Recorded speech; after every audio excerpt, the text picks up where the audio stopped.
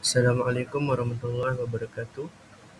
Today we will be presenting about biomineralization, study of the Indo-Pacific giant clam, also known as Trident Nagigas. So for the group members, the first one is myself, Ni Muhammad Ramharin bin Muhammad Azhari, S865.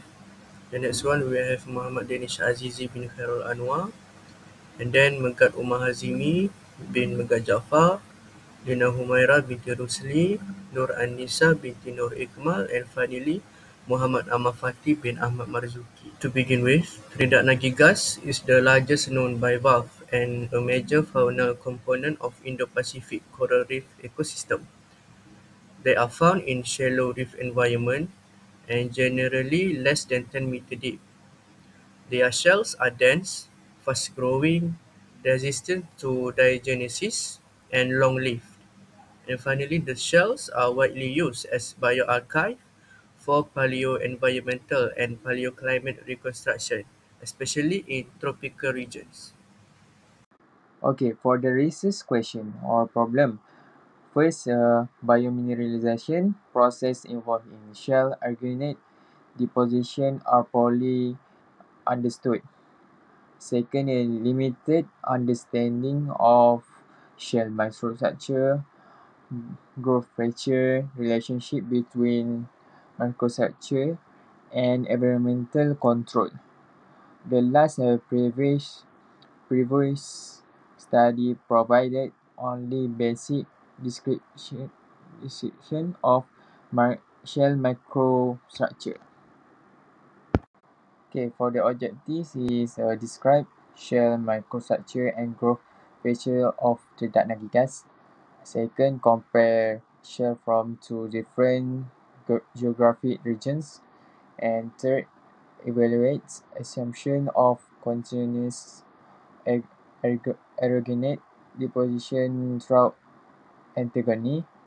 The fourth, interpret daily growth increment relative to shell microstructure.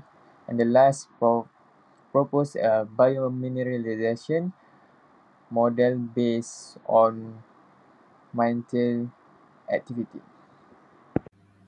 For methodology, specimen collected from Palm Island, Great Barrier Reef in Australia, Huon Peninsula, and Papua New Guinea. Analytical technique used petrography, scanning electron microscope or SEM, electron backculture diffraction EBSD, and Raman spectroscopy stable carbon isotope analysis. Daily growth increment identified and measured throughout ontogeny. I can talk about key findings.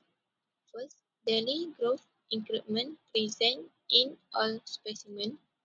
Second, growth increment becomes thinner with increasing age. Next, internal shell microstructure differs by location.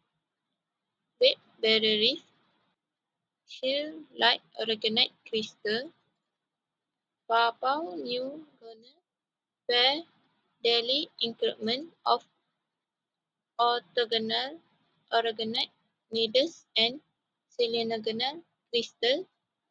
External shell layer identical in all specimens, composed of detective microstructure.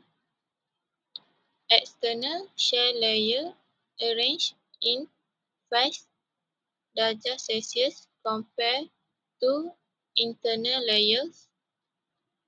Internal and external shell layers controlled by different biomineralization mechanism.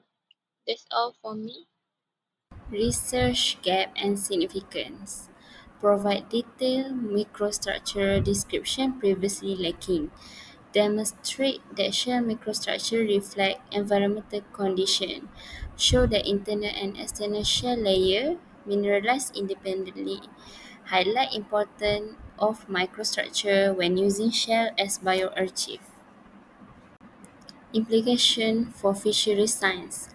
Tridana gigas shells are reliable indicator of past environmental condition. Shell growth and microstructure influenced by nutrient availability, rainfall, solar irradiance, support use of giant clam in fisheries, and reef ecosystem studies.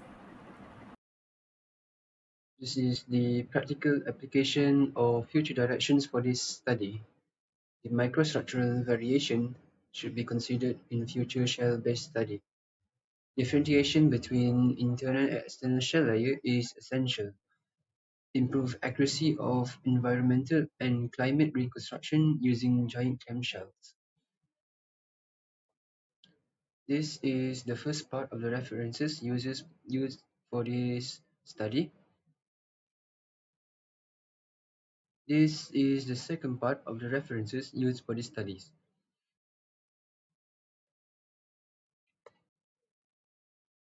And that is all from us. Thank you.